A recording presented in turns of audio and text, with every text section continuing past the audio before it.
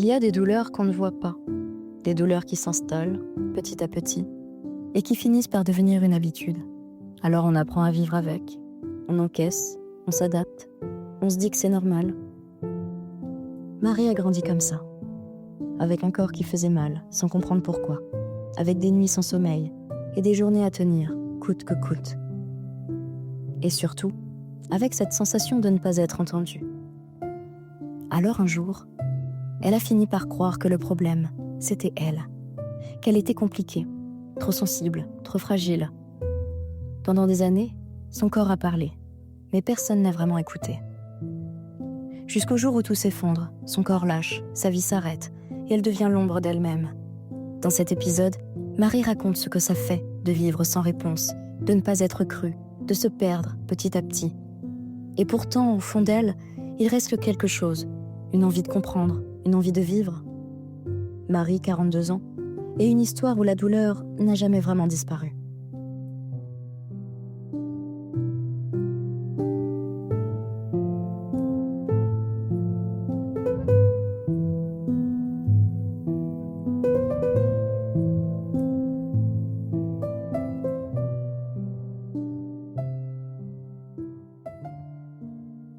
J'ai passé, la plupart de ma vie avec des problèmes de santé. Des problèmes variés qui étaient, généralement non expliqués et avec lesquels je vivais finalement. Je m'étais résiliée.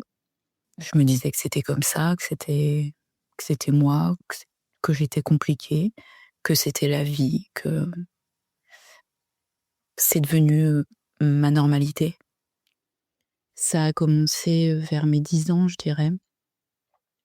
J'ai commencé à avoir des crampes, au niveau des jambes la nuit.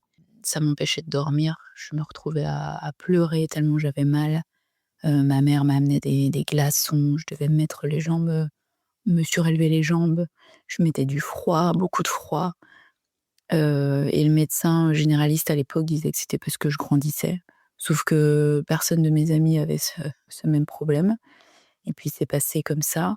Puis ça a continué, quand j'étais adolescente, où j'avais tout le temps mal. Je prenais des antidouleurs, costauds, pour faire passer la douleur à l'université. D'ailleurs, j'ai toujours ces problèmes maintenant.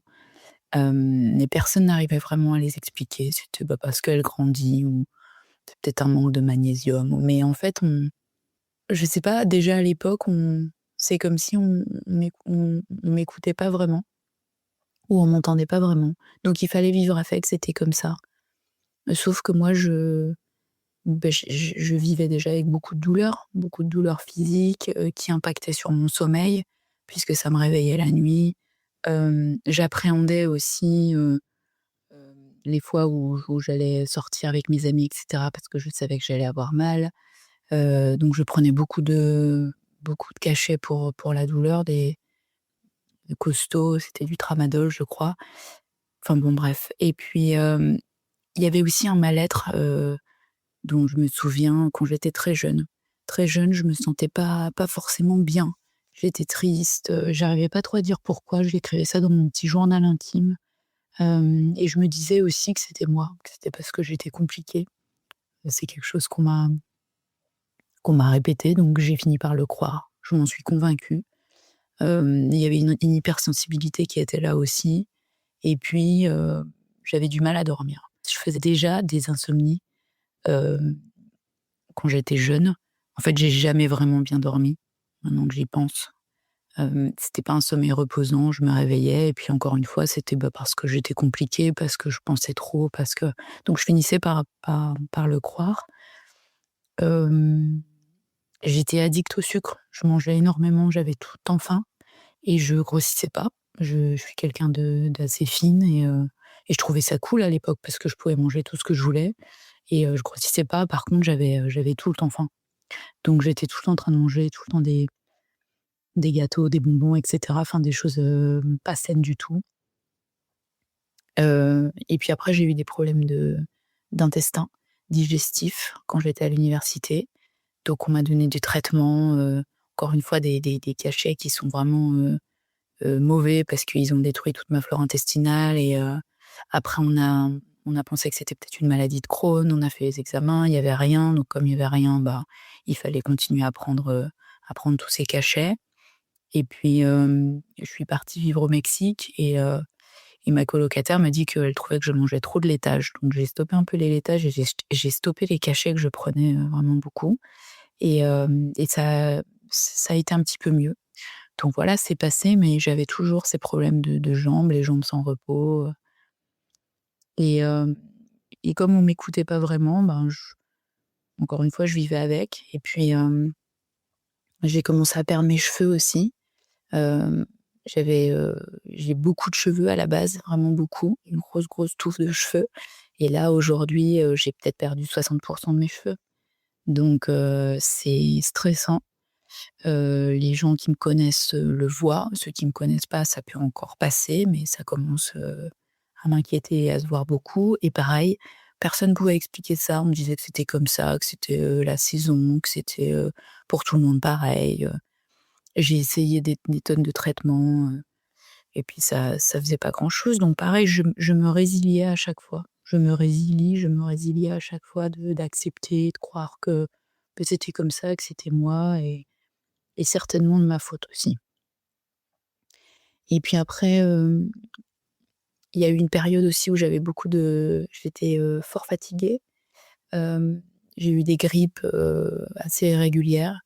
Donc chaque hiver, c'était la grippe, c'est la grippe, faut se reposer. Et j'allais travailler, j'étais épuisée, je m'endormais dans le bus. Hem, j'arrivais à l'école, je suis prof, j'étais complètement cassée, donc je buvais du café, du coca, je mangeais, du sucre, pour tenir. Tout ce qui tout ce qu'il fallait pas faire, en fait. J'avais froid, j'avais très froid, froid que j'ai gardé d'ailleurs, je suis devenue très frileuse, alors qu'avant j'avais pas froid comme ça. Et voilà et encore une fois, tout était, plus ou moins expliqué. J'ai commencé à avoir mal au dos, très mal au dos, heu, donc j'ai commencé à faire du kiné aussi, mais pas d'explication. Bon, c'est comme ça, faut peut-être faire un peu de renforcement, un peu de ceci, un peu de cela. Je me blessais assez régulièrement aussi, mais même chose, tout ça, je vivais avec. Donc en fait, j'ai vécu, la majorité de ma vie, avec des douleurs physiques quotidiennes. Il y a pas un jour, en fait, où j'ai pas mal quelque part. Il y a pas un jour où je me sens vraiment bien. Je me souviens plus du dernier jour où je me suis sentie vraiment en forme, super bien, sans douleur et ça, c'est extrêmement douloureux. C'est dur physiquement, dur mentalement, psychologiquement. Donc on continue, on continue, on continue. Après, je suis quelqu'un de très, très dynamique. Je pense que j'étais même, hyperactive, hem, toujours, avoir envie de faire plein de choses, je m'écoutais pas forcément, malheureusement, avec le recul, j'aurais aimé faire différemment. Évidemment, on a beaucoup de regrets, enfin, on peut tous regretter des choses, mais mon regret, principal, c'est de pas m'être écoutée et de pas avoir pris soin de moi et hem et j'avais tendance à tirer sur la corde et comme j'avais beaucoup d'énergie, je tirais, je tirais, je tirais. J'ai vécu à l'étranger pendant longtemps, je faisais toujours plein de choses, toujours à déconner, à être la première à sortir, la dernière à aller me coucher, malgré, les douleurs, malgré les petites nuits. Donc je pense que ce dynamisme, il m'a permis de tenir aussi pendant longtemps, mais il m'a aussi, joué des tours parce que j'ai tiré, tiré, tiré sur la corde, peut-être un peu trop aussi. Et puis, je continue ma vie tant bien que mal, j'ai ces symptômes, ces douleurs, ces insomnies. Je prends des cachets pour l'insomnie, je vais voir des médecins, on me prescrit des choses et d'autres. Je fais de la kiné, j'en fais plus, je vais voir un psy, je vais plus le voir. Enfin, j'essaye, j'essaye et je me dis que c'est normal, c'est mon histoire et encore une fois que c'est parce que je suis compliquée. Et puis à 34 ans, donc il y a 8 ans, hem, je me fais piquer par une tique parce que quand j'étais petite, donc j'ai passé mon enfance dans la forêt. On a eu des chiens qui m'ont eu des tiques, qu'on leur enlevait. Moi, je connaissais pas du tout la maladie de Lyme il y a encore, jusqu'à il y a encore, quelques années. On faisait des cabanes dans la forêt et cetera donc heu, le médecin qui me suit désormais pense que j'ai été piquée quand j'étais petite et que tous ces symptômes viennent de là, sauf qu'on n'y a jamais pensé. Et puis à 34 ans, je suis retournée chez mes parents passer, le week-end de Pâques et je me suis piquée. Et le soir, en rentrant chez moi, j'habitais en Hollande, j'ai, j'ai trouvé une tique sur mon cou, au niveau de mon décolleté. On l'a enlevée, on a mis de l'alcool, comme on faisait pour, les chiens à l'époque. Mon petit copain de l'époque a fait ça. Et puis voilà, on n'y a pas porté attention. Et comme j'avais, la peau sèche et des marques qui apparaissaient, je pensais que c'était ça, donc je mettais de la crème hydratante. Et puis là, en fait, ça a été le début de l'enfer, finalement. Ma ma santé s'est dégradée, très, très vite. Donc c'était au mois d'avril. Je suis prof, donc au mois de mai, j'habitais en Hollande, donc je faisais tout à vélo. Je pouvais plus aller travailler à vélo, je partais, travailler en voiture. J'accueillais mes élèves à 8h, assise à mon bureau, j'arrivais plus à me lever, alors que j'étais très dynamique avant, toujours en train de proposer plein de choses, en train de donner beaucoup dans mon job. Et là, je devenais, l'ombre de moi-même. Donc on a fait des tests, des prises de sang. Ça, ça a révélé un Epstein-Barr, ancien, les anticorps étaient très élevés, mais en fait, rien n'était vraiment bien expliqué. Donc on m'a dit: «Voilà, il y a ça, c'est peut-être ça qui se réactive», mais sans vraiment m'expliquer quoi faire. Faut se reposer, faut boire de l'eau, du jus de citron. Bon, OK, très bien.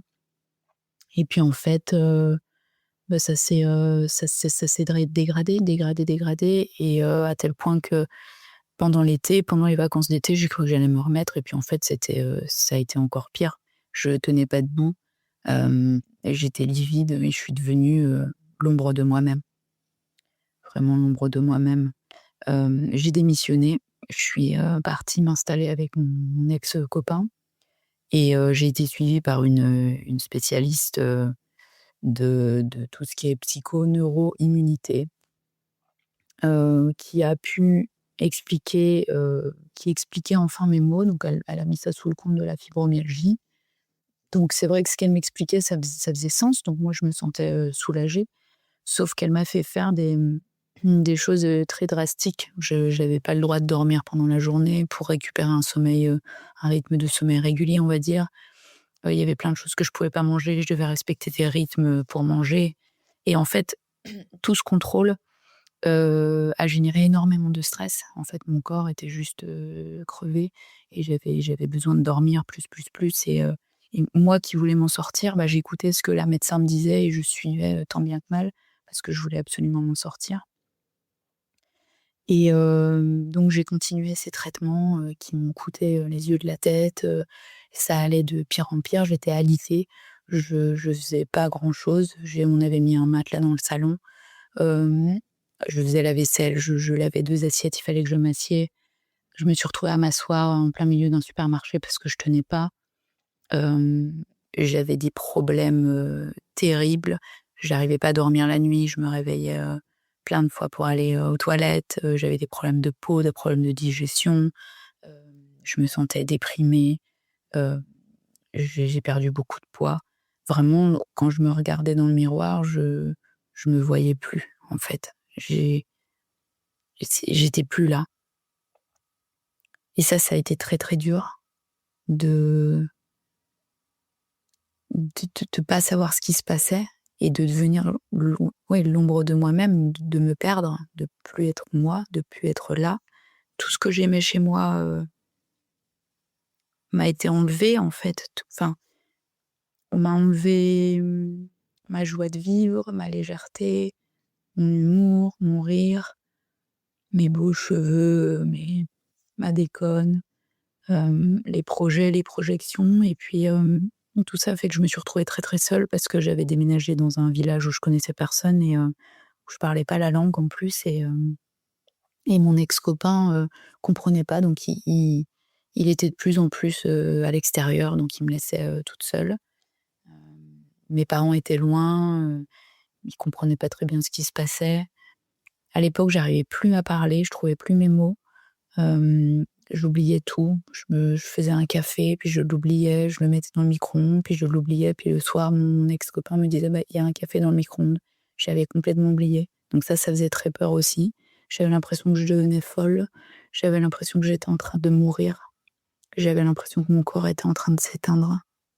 L'impression d'être enfermée dans une cage, en fait, une bataille constante entre l'envie de vivre, le moi à l'intérieur qui était enfermé, enseveli sous cette souffrance, sous cette douleur, sous cette détresse et ce qu'on me renvoyait en face, en fait, on me croyait pas, on m'entendait pas, on m'écoutait pas. La médecin qui me suivait, me disait qu'il fallait que je continue, que, que je lâche pas et puis à tel point qu'à un moment j'ai eu des idées très noires. J'étais en voiture avec mon ex, petit copain et puis on est passé sous un pont et je me suis dit: «Tiens, ce pont, il est assez haut pour que si je saute, je me relève pas». Et là, ça a été un moment, waouh, un choc de se dire: «Attends, là, c'est pas moi». Mais j'étais tellement en souffrance que je l'aurais pas fait parce qu'il y avait mes parents et mon frère et je leur aurais pas fait ça. Je sais pas ce qui se serait passé si j'avais été seule, mais je peux comprendre que certaines personnes en arrivent là et je peux comprendre les idées noires qu'on peut avoir parce qu'en fait, on n'en peut plus. C'est plus vivable. C'est c'est une torture quotidienne, c'est ça, c'est une torture en fait, dans certains pays pour torturer les gens, ils empêchent de dormir, ben, voilà, il y a ça plus tout le reste et donc cette année, ça a été l'année la plus noire de ma vie, ou du moins les 2 années les plus noires de ma vie. Entre-temps, on m'a diagnostiqué tout un tas de trucs. Je suis allée voir, bien sûr, j'arrêtais pas, des neurologues, des spécialistes des maladies tropicales, comme j'avais habité au Mexique. On m'a dit que c'était peut-être une sclérose en plaques. Après, on m'a dit que c'était pas ça, que c'était une dépression, qu'il fallait que je prenne des cachets et moi, je savais qu'à l'intérieur, il y avait quelque chose qui allait pas. Donc j'ai tenu bon, j'ai pas pris de cachet, contre la dépression parce que je savais que c'était plus profond et que j'avais envie de vivre et je revois la neurologue qui me dit: «Oui, mais vous dites que vous pleurez tous les jours et que vous arrivez pas à marcher». Bah oui, mais justement, c'est ça le problème. C'est pas, des cachets qui vont m'aider. Enfin, je le savais au fond de moi et j'ai tenu bon parce qu'en fait, je savais qu'au fond de moi, il y avait quelque chose qui allait pas dans mon corps, mais j'arrivais pas à mettre la main dessus. Il y a eu une prise de sang qui a été faite, mais le Lyme est revenu, faux négatif.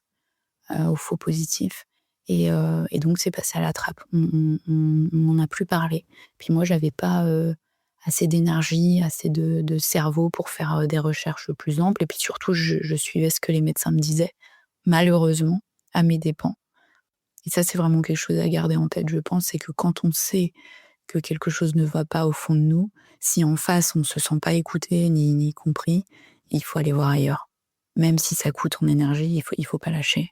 Et voilà, puis après je me suis séparée de mon copain et je suis rentrée chez mes parents pendant 1 an parce que j'avais plus d'argent, j'avais plus d'énergie. Ça a été très dur aussi parce que mes parents, ils ont pas compris. Ils m'ont pas cru jusqu'à, il y a encore, pas si longtemps finalement. Ils pensaient que c'était juste une question de volonté, comme mon frère d'ailleurs, donc les personnes qui me connaissaient le plus n'ont pas compris et ça a été très, très dur à vivre aussi parce que je me sentais vraiment très, très seule, incomprise. J'ai fini par croire que j'étais responsable de ça.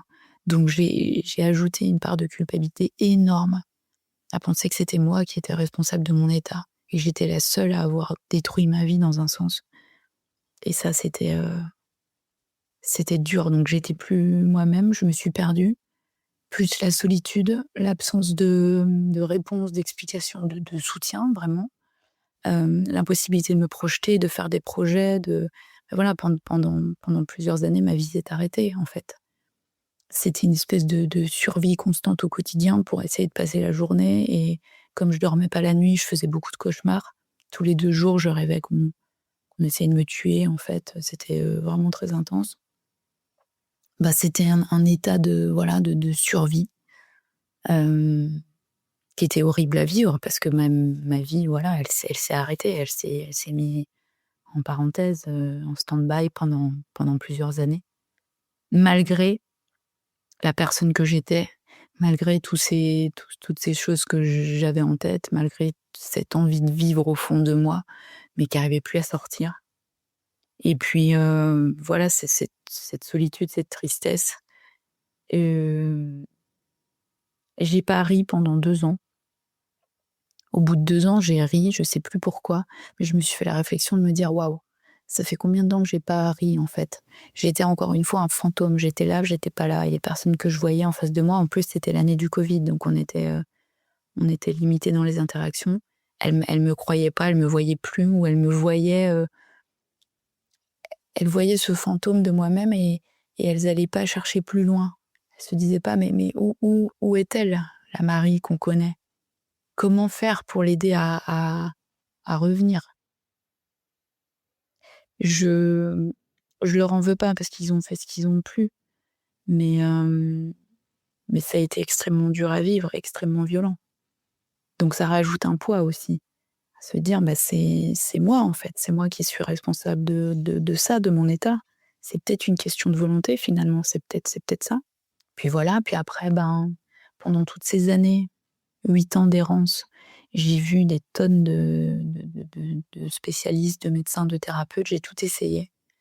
L'homéopathie, l'ostéopathie, la naturopathie, le magnétisme. Je suis allée voir des énergéticiennes, la kinésiologie, je suis allée voir une interniste évidemment qui m'a dit que c'était une fibromyalgie, que c'était dû à mes traumas, mais les traumas, ils venaient de là aussi. Hem On n'a pas du tout parlé de Lyme, on a parlé d'Epstein-Barr qui était chronique. Parfois, on me disait: «Ah bah oui, bah c'est peut-être un Lyme effectivement, mais c'est un Lyme chronique donc il y a plus rien à faire». Donc parfois, on recitait cette maladie, mais sans expliquer et sans essayer de me guérir de ça. Ça, ça m'a cassée complètement, en fait. Et puis le fait que mon entourage ne me croit pas non plus, ça m'a brisée. Je me rends compte que, j'ai perdu toute la confiance que j'avais en la vie, en moi, en ce que je pouvais dire. Hem, Ça m'a culpabilisée énormément. Je pensais que c'était moi qui étais responsable de ça, donc ça me faisait pleurer. J'ai pleuré, mais tellement, tellement, tellement des larmes comme jamais pendant des heures et des heures, à croire que j'étais responsable de ma vie, que j'arrivais pas à m'en sortir, qu'il suffisait juste de positiver. Donc chaque matin, je me réveillais. Ben, parfois tu mets 1 heure à sortir de ton lit et j'essayais, j'ai acheté des livres de développement personnel et cetera. En fait, je me suis plus renseignée sur des choses comme ça, qui peuvent être positives dans certains cas, mais pas ici, puisque l'envie, elle est bien là, le mental, il est là. Il est juste, le mental et le corps sont liés. Si le corps ne va pas, le mental ne va pas et inversement. Mais c'est ça que ça a provoqué, c'est que ça m'a brisée complètement, ça m'a fait douter de ce que je pouvais ressentir, de ce que je pouvais dire, de sur qui je pouvais compter et ça c'est un gros traumatisme et puis, le fait de vivre comme ça psychologiquement, ça provoque, mais beaucoup de peur. Voilà. J'ai été longtemps gouvernée par la peur, maintenant j'essaye de m'en défaire et je fais beaucoup de travail sur moi. Ça va mieux mais tout ce qui est lié à la santé me fait extrêmement peur et prend des proportions, décuplées aujourd'hui. Ce qui n'est pas compris par mon entourage non plus. Maintenant mes parents et mon frère comprennent mieux et mes quelques amis qui ont compris donc ça c'est très important. Mais il y en a beaucoup qui comprennent pas et ensuite leur incompréhension peut apporter aussi des jugements et des remarques qui font un mal de chien. «Ah mais dis donc, tu pas fun, hein, tu bois encore pas d'alcool? Mais dis donc, super», des choses comme ça ou «Oh ben ça va, prenons un petit bout, ça sera c'est rien de tout ça, ben allez, enfin un peu plus longtemps, reste un petit peu plus, ah tu seras pas là à ma soirée? Ben dis donc, ça me fait mal au cœur». Bah non en fait, ceux qui souffrent le plus c'est nous, faut pas l'oublier. Enfin c'est pas pour me victimiser que je dis ça, mais c'est que parfois les commentaires qu'on peut se prendre dans la figure, font un mal de chien. Parce qu'on est déjà en train de livrer une bataille, sans relâche et ensuite si on vient nous en remettre, par-dessus, Et c'est pour ça que ça isole aussi, c'est que le fait de pas sortir isole, mais aussi au bout d'un moment, je pense qu'on en a tous marre de devoir s'expliquer et justifier, donc on fait un tri. Ça fait un tri autour de nous. Je pense que ça doit pas être facile en face, hein, j'en ai conscience, c'est pour ça que j'en veux à personne.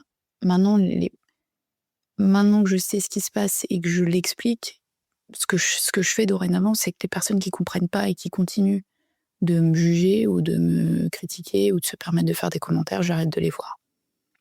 C'est tout, ça suffit. Je peux comprendre au départ qu'on ait du mal à comprendre ce qui se passe pour la personne en face. Moi-même, je serais peut-être désemparée si j'étais dans leur situation, mais on peut essayer de comprendre, en tout cas, surtout quand on nous l'explique. Et si c'est pas le cas, bah alors il faut passer son chemin. On a déjà trop de choses à gérer. Voilà, c'est ce que je me dis aussi. Mais c'est douloureux. Même si, il y a des petits moments où je redeviens moi et je me retrouve, je suis pas encore moi-même. Je suis pas encore, enfin celle que j'étais et celle que j'aimerais être, c'est-à-dire plus légère, voilà. En fait, c'est ça la pour le dire simplement, retrouver une légèreté, une insouciance, une joie de vivre, un peu plus de liberté, en fait. On fait ci, on fait ça, bien sûr. Pouvoir dire, «Bah, ouais, OK, pas de problème, on fait ça». Plutôt que de réfléchir: «Attends, je suis comment, mon énergie?» et cetera et c'est ça qui est dur. C'est l'absence de liberté, le fait d'être enfermé un peu dans une cage, sans qu'on puisse l'ouvrir quand on veut. Parfois, on réussit à l'ouvrir, parfois elle s'ouvre, alors qu'on s'y attendait pas et la plupart du temps, elle se referme alors qu'on a désespérément envie de sortir. Et puis, petit à petit, ça s'est dégradé. Il y a eu de plus en plus de symptômes, je je peux prendre, chaque niveau de mon corps et il y a un problème. J'ai à peu près 40 symptômes aujourd'hui. Des acouphènes, des mouches devant les yeux, des insomnies, des douleurs, terribles, problèmes digestifs, et cetera et cetera. Je me blesse dès que je fais un petit effort. Hem et donc voilà, ça a été, de pire en pire. Donc en fait, j'ai essayé de vivre, tant bien que mal. J'ai essayé de retravailler à temps plein, j'ai pas pu, j'ai tenu quelques mois, donc je me suis mise à temps partiel. J'étais souvent absente. Je suis devenue aussi une version, en fait, j'essayais de sortir la tête de l'eau, mais tout en ayant un poids aux pieds et puis, les traumatismes aussi, liés. C'est-à-dire que je suis devenue une version de moi, apeurée, fermée, stressée, traumatisée, en fait. Je suis pleine, enfin, je parle au présent, même si aujourd'hui ça va mieux, mais à cette époque et ces dernières années et même encore aujourd'hui, je suis pleine de traumatismes liés à ça. C'est-à-dire que j'ai peur de retomber, en fait. J'ai peur de retomber, j'ai peur de trop en faire, j'ai eu peur de tout. Donc c'est vrai que je me suis, beaucoup isolée et que les gens ont pas compris que je veuille pas sortir ou que je veuille pas, aller faire une marche et cetera parce que déjà je pouvais pas et puis j'avais peur de trop tirer, j'avais peur que ça fasse trop tard, j'avais peur d'avoir froid, j'avais peur de pas pouvoir revenir ensuite, et ça les gens les comprenaient pas. Donc ça, c'est aussi quelque chose qui est très dur, c'est les commentaires qu'on peut avoir en face, de s'entendre dire: «Ah oui, bah, faut peut-être sortir de ta zone de confort, hem» tu vois? Il faut y aller, faut que tu sois plus positive, tu es tout le temps négative et cetera. Bah, oui, mais je fais ce que je peux, en fait. Ça, c'est dur aussi. Je pense qu'il y a un moment où on a envie de leur envoyer, dans la en pleine figure. Mais si tu savais, en fait, si tu savais ce que je suis en train de traverser, si tu savais comme j'ai envie de m'en sortir. En fait, ils ont pas idée et et puis, en fait, donc voilà, ça a été dur et toutes ces années, bah, j'ai quand même, essayé de vivre, j'ai déménagé, je suis allée dans une ville où je me sentais mieux, parce que j'étais plus à ma place. J'ai essayé de reprendre le boulot, j'arrive pas à bosser à temps plein, je suis à temps partiel, je suis en arrêt et puis parfois ça va mieux, en fait. À chaque fois que je rencontre quelqu'un de nouveau, on me dit: «Tiens, cet ostéo, il est génial. Tiens, cet acupuncteur, il est génial», donc à chaque fois j'y vais, on me donne de l'espoir parce qu'on vient m'expliquer ce que j'ai. apparemment. Donc moi, j'y crois, j'essaye de nouveaux traitements, de nouvelles choses et puis ça remonte un peu, puis ça redescend à chaque fois, ça retombe à chaque fois. Donc ça, c'est terrible parce que des fois, j'ai des semblants de vie de nouveau, des mini-projets, des mini et puis pouf, ça retombe ou je me blesse ou je fais une rechute et ça, c'est très, très dur aussi et puis, parce que l'envie est là, l'envie de vivre, en fait. De quoi j'ai envie aujourd'hui? Bah, de vivre, d'avoir l'énergie de faire ce que je veux, de pouvoir aller courir, de pouvoir, faire des projets, de pouvoir m'épanouir professionnellement, de pouvoir rencontrer quelqu'un, de pouvoir, voilà, vivre tout simplement.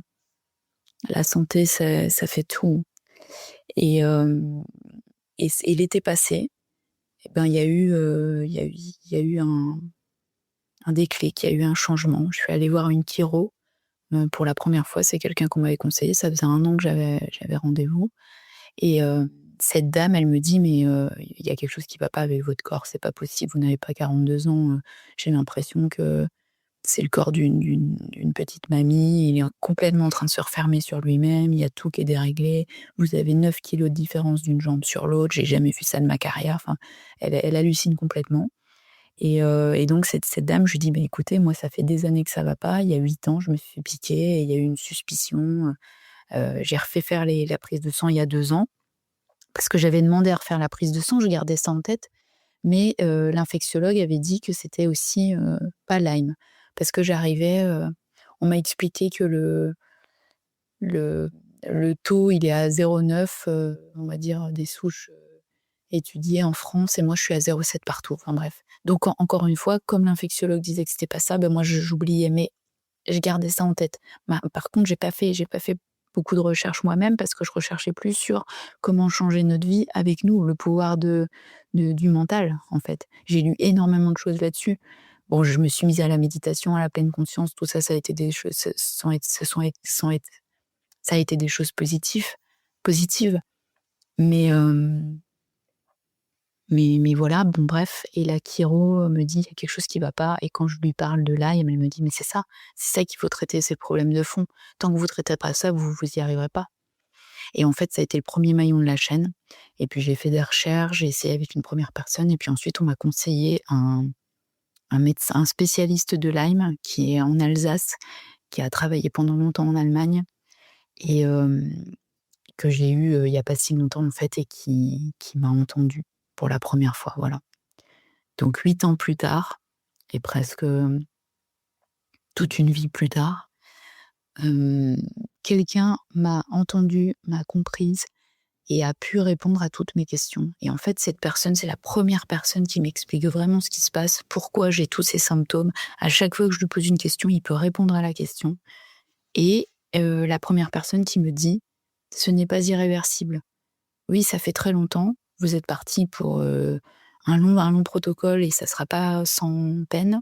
Vous allez vivre un enfer, mais c'est pas irréversible et vous pouvez vous en sortir» et en fait, ça, c'est waouh! Bah, c'est le gros changement, le, l'élément qui va certainement changer ma vie, qui est en train de changer ma vie. Voilà, je peux pas parler au passé, je peux pas encore parler au présent, mais c'est en cours. En fait, cette personne, il est venu me montrer un tunnel à traverser en me disant: «Bah, voilà, au bout du tunnel, il y a de la lumière, mais maintenant il faut le traverser» et c'est énorme de se sentir enfin entendu et que quelqu'un en face puisse enfin expliquer ce qui se passe. Donc depuis, eh bien, pour l'instant, je traite mes intestins pour pouvoir, commencer un protocole naturel bientôt.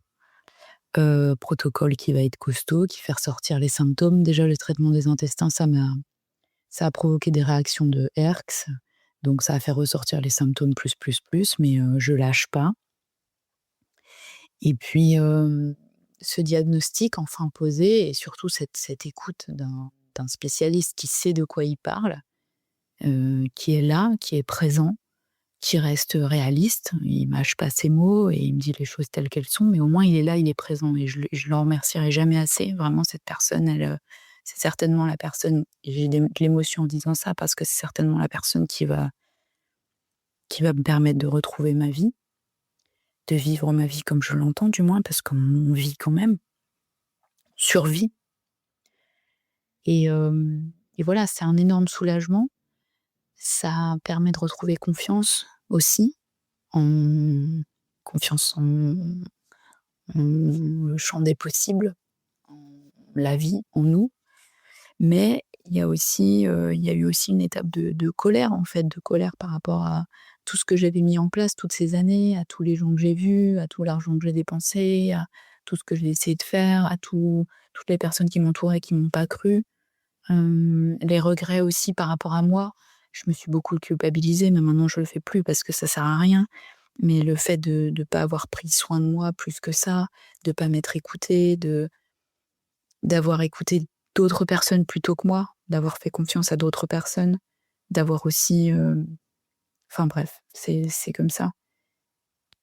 J'ai, en tout cas aujourd'hui, il y a quelque chose qui est en train de se passer. C'est en cours, c'est un long processus, mais j'ai envie d'y croire. J'y crois, voilà. En ce moment, je suis en arrêt, je fais pas grand-chose. Hem, L'année, elle a commencé avec une grosse période de stress, et donc je pense que j'accuse le coup. Je sais que mon système nerveux, il est complètement déréglé et que c'est difficile de régler malgré, toute ma bonne volonté. Donc j'essaie de prendre un jour à la fois. Je me culpabilise moins. Bien sûr, ça m'arrive encore, de pleurer quand je vois le temps qui passe, quand je vois, mes amis qui vivent leur vie pleinement, quand je vois les choses dont j'ai envie et que je peux pas faire. Quand je vois que voilà, je suis seule, je perds mes cheveux, j'ai du mal à, enfin voilà, c'est pas ce que j'aurais voulu vivre, mais mais c'est ainsi et j'accepte quand même plus tout ça parce que de toute façon, il y a pas le choix. C'est mon chemin de vie et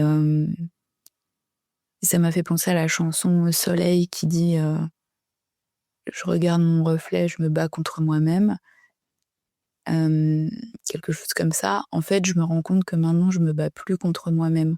Je me bats contre cette bestiole et je vais pas lâcher, ça c'est sûr, je lâcherai rien et c'est ça aussi un des changements qui s'est passé, c'est que peut-être qu'avant je me battais trop contre moi-même, je pensais que j'étais responsable de ça, je m'en voulais, j'en voulais à mon corps. Maintenant je suis reconnaissante à mon corps qui se bat, qui tient bon et qui fait ce qu'il peut et je m'apporte de plus en plus de soins et j'ai enlevé la culpabilité que je pouvais avoir et ça, c'est un conseil que je donnerais on se bat pas contre nous-mêmes, en fait, on se bat avec nous contre quelque chose d'extérieur et comme le dirait la chanson, alors qu'à la base, moi, je suis soleil et je pense qu'on l'est tous soleil et que, et qu'il y a juste, une tempête, un ouragan qui est arrivé dans notre vie à un moment et c'est à nous de nous en sortir et de réussir à avancer, dans tout ce bordel. En gardant confiance et en essayant de prendre un jour à la fois et en gardant espoir. En tout cas, moi, je lâche pas, même si des fois c'est dur évidemment, c'est dur, même si ça a été très, très dur, mais je pense que le plus dur est derrière moi. Le point le plus difficile, c'est un jour où j'ai écrit une lettre à mes parents pour, leur dire au revoir, pensant que j'allais, pas, survivre, j'allais y rester. Donc j'ai écrit une lettre pour leur dire que, bah, au moins je ne souffrais plus, qu'ils devaient vivre pour moi et cetera et c'est aussi un moment très fort et à ce moment-là, il y avait une sorte de soulagement. Quand je pensais à la mort, même des fois, c'est un peu réconfortant parce qu'on se dit: «On n'aura plus mal», mais en fait, j'ai trop envie de vivre. J'ai trop et là, j'ai un sourire qui apparaît sur mon visage. Moi, j'aime trop la vie, je veux trop vivre, je veux trop faire plein de choses et peut-être que j'ai perdu des années de ma vie, ça c'est sûr. Peut-être que j'ai pas pu, peut-être non, mais bien sûr que j'ai pas pu faire ce que je voulais faire, mais aujourd'hui, je peux faire différemment et je suis en train de faire différemment et c'est ça aussi la force qu'on peut en tirer, c'est que on peut, après ça, on se rend compte On se rend plus compte de ce qui est essentiel pour nous. La vie est précieuse et c'est à nous de la choisir, de faire ce qu'on veut pour être heureux, ce qu'on peut, des choix pour être heureux. Aujourd'hui, je commence à choisir pour moi, même par rapport aux relations. Donc, cette maladie, les conséquences, elle m'a isolée beaucoup. Ça a fait un tri autour de moi. Récemment, il y a quelques mois, quand le diagnostic est tombé, j'ai envoyé une vidéo, expliquant un peu, cette maladie aux personnes qui étaient vraiment importantes. Mes parents, mon frère ont compris. Ça a changé notre relation et ça, c'est très bien. Quelques amis ont compris et puis d'autres n'ont pas compris. D'autres n'ont toujours pas cru. Ben, c'est tant pis. J'arrête de m'expliquer, j'arrête de me justifier, j'arrête. Je l'ai trop fait, ça m'a pris trop d'énergie. Donc maintenant, je me concentre vraiment de plus en plus sur l'essentiel et ce qui me fait du bien à moi, les gens, les situations, les choix. Et ça, il y a encore du boulot, hein, mais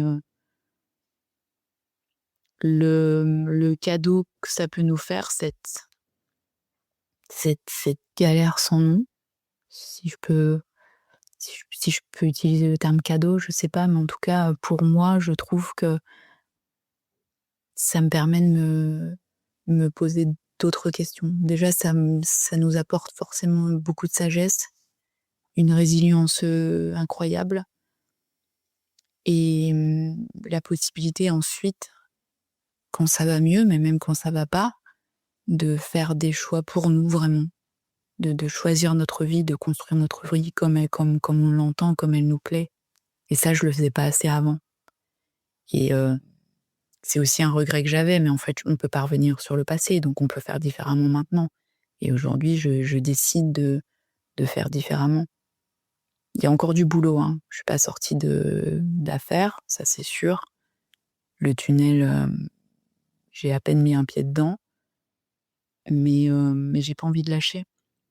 Je me dis qu'un jour, j'aurai «ma revanche» entre guillemets et que je ferai ce que je veux et que je serai libérée et hem et que je serai moi de nouveau, une meilleure version, peut-être encore plus joyeuse, encore plus reconnaissante, encore plus, sélective aussi dans les choix que je fais et les personnes que j'autorise à être dans ma vie. Hem, voilà et puis, ce que je trouve précieux aussi, ce qu'il faut garder, c'est, les moments où on est nous de nouveau parce qu'il y en a quand on regarde les photos qu'on prend sur son téléphone et qu'on fait le bilan de l'année ou des choses comme ça, ben, il y a des moments où on est nous. D'ailleurs, c'est ça qui est difficile, c'est que les autres ne comprennent pas. Parce que quand on sort, 1 heure et qu'on va voir nos amis ou qu'on se fait un dîner ou qu'on va marcher un petit peu, bah, les gens, ils gardent que ça en tête. «Ouais, mais je comprends pas parce que tu vas bien». Non, parce que cette heure que j'ai passée avec toi, les 12 heures précédentes, j'étais au fond de mon lit, avec des douleurs pas possibles, et cetera. Donc c'est ça qui est difficile, c'est que je pense qu'on garde tous la face. On veut tous garder la face, on veut tous garder le sourire. On a peur aussi de dire ce qui arrive vraiment parce qu'on n'y croit pas. On met du temps à y croire, on met du temps à savoir ce qui se passe et ça c'est aussi douloureux et on n'ose pas et bref, en tout cas, ces moments où on est, nous-mêmes de nouveau, ben, ils sont très précieux et je me fais de plus en plus la réflexion, donc il y en a pas beaucoup.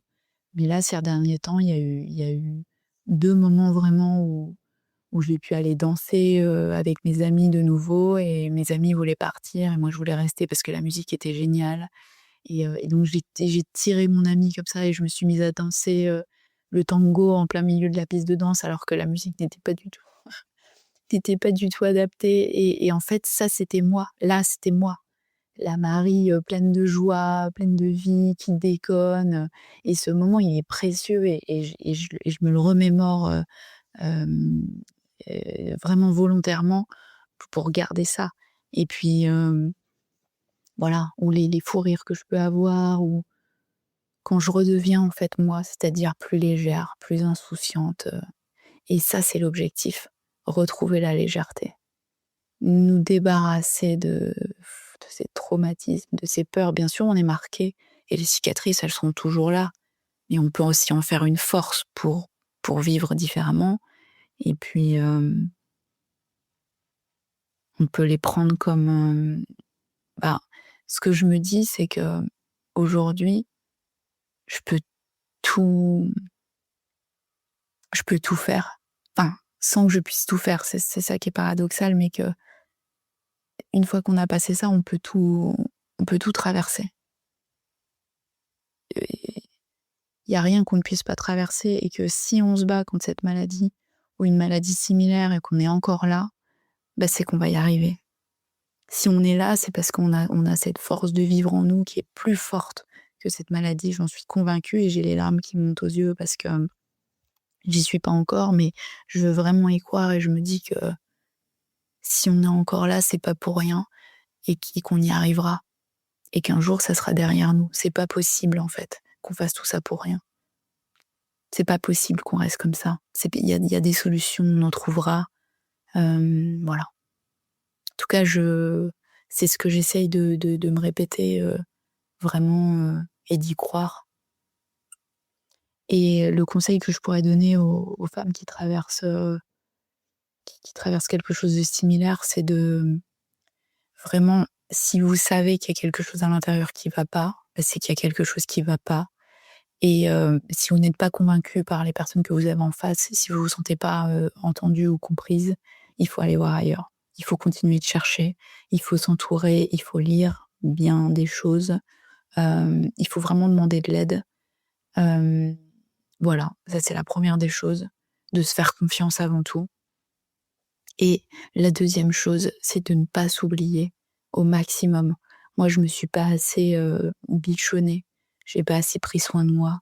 Si je pouvais revenir en arrière à l'époque, quand j'étais livide, alitée, au bout de ma vie, au bout du bout de tout, déprimée, suicidaire, à écrire une lettre d'adieu à mes parents, bah, à ce moment-là, j'avais besoin de douceur, j'avais besoin de soutien, j'avais besoin de soins et même si j'étais seule, on peut toujours en trouver un peu à l'extérieur.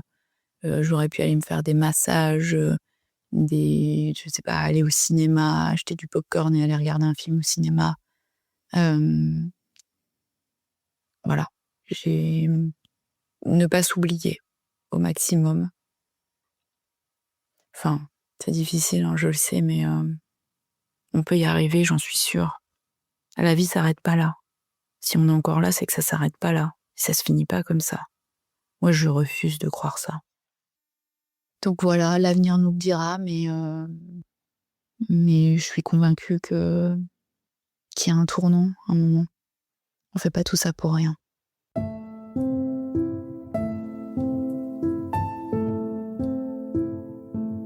Il y a des jours où on y croit encore. Et puis il y a les autres. Ceux où le corps est trop lourd, où l'espoir s'efface un peu, et où la réalité reprend toute la place. Aujourd'hui, j'ai mis 2 heures à me lever de mon lit. Je suis complètement explosée et c'est ça qui est difficile, même si j'ai envie de passer un message d'espoir. Le fait de pas savoir quand ça va se terminer, quand ça va s'améliorer, la le temps que ça prend, la durée qu'on passe, dans notre lit sans profiter de la vie, c'est très, très difficile, c'est épuisant, c'est décourageant et voilà, même si j'ai envie de passer un message d'espoir et j'ai envie d'y croire, il y a quand même une petite partie de moi qui se demande si ça va se terminer un jour. Je pleure encore assez souvent. Avant, je pleurais beaucoup, beaucoup, beaucoup pendant des heures. J'étais en colère, je savais pas ce qui se passait, je m'en voulais. Et aujourd'hui, je pleure parce que je vois la vie qui passe et moi qui suis sur le bas-côté. J'espère que ça va se terminer un jour. J'espère vraiment que je vais retrouver ma vie et que je vais pouvoir faire tout ce que j'ai envie de faire et me libérer de tout ça. J'y crois, mais ça reste difficile au quotidien. Et c'est là que tout se complique, quand on cherche de l'aide et qu'on ne trouve pas ce dont on a vraiment besoin. Parce que j'ai vu tellement, tellement de gens différents, médecins, thérapeutes, médecine alternative, etc., qui à chaque fois me renvoyaient, enfin la plupart du temps, me renvoyaient à ce que à moi ou à ce que ce soit de mon ressort, tu vois? Bon, on m'a dit plein de fois que je faisais une dépression, qu'il fallait que je prenne des antidépresseurs, hem, qu'il fallait que j'essaye, qu'il fallait que je me motive un peu. Je suis allée voir un magnétiseur qui m'a dit que j'étais pleine de colère et que c'était de ma faute et que alors lui, il m'a fait vraiment beaucoup de mal, mais en fait, c'est pareil, moi, je pourrais en parler pendant des heures. Je peux écrire un bouquin, hein, enfin, ce magnétiseur qu'on m'avait encore une fois recommandé, parce que bien sûr, tout ça, ça prend aussi énormément d'argent. Tout mon argent passe là-dedans.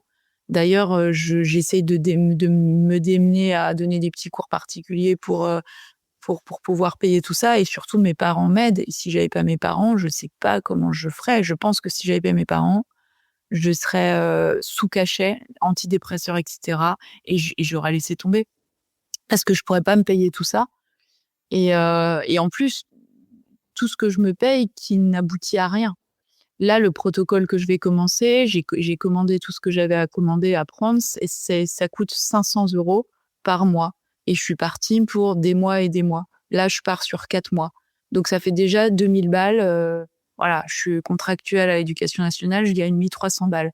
Bon bref et ce magnétiseur, par exemple, il m'avait dit, «Mais vous voyez pas, la tête que vous avez, bah, ça m'étonne pas que vous soyez seule, ça m'étonne pas que vous arriviez pas à trouver de travail» et cetera. Enfin, il m'avait fait un mal de chien. Je me dis: «Mais c'est incroyable» ou ou des médecins, ouais, généralistes qui me croyaient pas, bah, depuis toujours, en fait et même si au fond de moi, j'ai cette envie de vivre, je pense qu'on l'a toutes, bah, le quotidien reste difficile et tu vois, là, ça fait, des semaines que je suis en arrêt, heu, je gagne moins d'argent du coup, et je me démène pour me bouger un peu, je mets des heures à me lever de mon lit et je me dis: «Il faut quand même aussi parler de ça» parce que c'est pas que de l'espoir et que enfin, bon, tu sais bien ce que c'est. Donc c'est pour ça que j'ai voulu rajouter ça, mais c'est vrai que maintenant en écoutant ton message, si, il y a une des si c'est destiné aussi aux médecins, bah, oui, il faudrait plus accentuer sur le fait qu'on on sort mais découragé. De toute façon, un des pires moments, c'est une photo que j'ai prise. J'ai pris des photos, quand j'allais pas bien, puis je les ai toutes effacées parce que ça me faisait trop mal de les voir. Mais j'en ai gardé une seule, c'est quand je sors de chez le neurologue, on m'oriente vers une sclérose en plaques, qu'elle me fait tous les tests et qu'elle me dit que c'est pas ça, que c'est dans ma tête, que c'est une dépression, que comme je lui dis que, bah, que je ris plus et que j'arrive pas à tenir debout, faut que je prenne des cachets. Je sors, je prends l'ascenseur et je me vois dans l'ascenseur et c'est cette photo que j'ai prise. Mais je suis mais livide, j'ai des cernes énormes, je ressemble à rien. J'ai pas fermé mon manteau, mon écharpe est mal mise, je me suis même pas rendu compte. On voit mes petites jambes là, toutes maigres. J'ai 50 000 couches sur moi parce que j'ai très froid et à ce moment-là, je me prends en photo tu vois, en me disant: «Mais qu'est-ce qui se passe? Qui je suis? Qu'est-ce que c'est ma vie? Qu'est-ce qui se passe?» Et je viens de me faire encore remballer par une neurologue, une femme en plus. Un jour, on m'a conseillé un ostéopathe dans le fin fond de la Flandre, en Belgique, que je suis allée voir et le mec, quand je lui ai parlé de tous mes symptômes, tout ce que j'avais, il m'a dit: «Moi, je vous touche pas, vous avez un parasite. Il y a un parasite qui est en train de vous parasiter, et foutre le bordel dans votre corps» et ce mec, il m'a mis sur la piste. Sauf que, comme j'avais vécu au Mexique, on est parti sur des maladies tropicales, donc de nouveau des examens dans une clinique spéciale et cetera.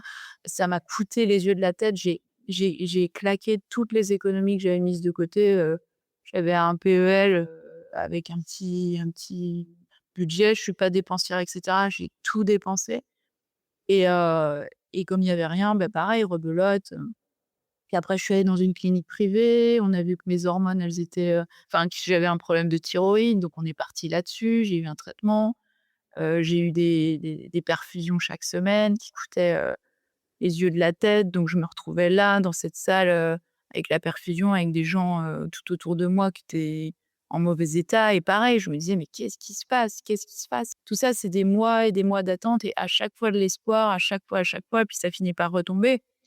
Des fois, j'envie un peu les témoignages de personnes, de femmes notamment qui disent: «Ah merci à mon compagnon qui s'occupe de faire les courses, de faire à manger» et cetera. Parce qu'il y a cette dimension aussi, c'est que je fais tout toute seule et je me débrouille, toute seule tout le temps et que des fois, on aura aussi envie d'être soutenue à ce niveau-là, que quelqu'un nous dise: «Attends, je gère les courses, je te fais à manger, viens, je te fais un câlin», quoi.